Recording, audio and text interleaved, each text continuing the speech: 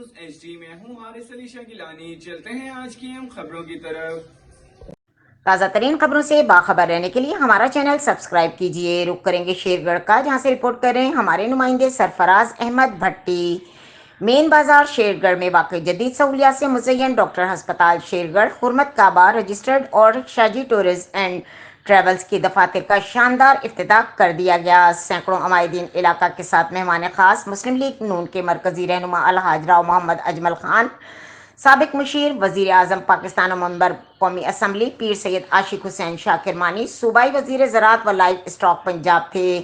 علاقہ بھر سے قداور شخصیات نے افتتاحی تقریبات میں شرکت کی۔ پروقار تقریب سے خطاب میں الحاج راؤ محمد اجمل خان سید عاشق حسین شاہ کرمانی نے کہا کہ شیر گڑھ میں doctor Ashok Kumar D D H O, doctor Zubia Abdullah radiologist کے زیر نگرانی ڈاکٹر ہسپتال کا قیام جدید ترین سہولیات کی فراہمی اور 30 برسوں میں خدمت کرنے والے ادارے حرمت کعبہ حج عمرہ سروسز اور شاجی ٹورز اینڈ ٹریولز کی برانچز کا افتتاح انتہائی خوش آئند ہے، جس سے یقینی طور پر مکین حقیقی اور استفادہ حاصل کر سکیں گے۔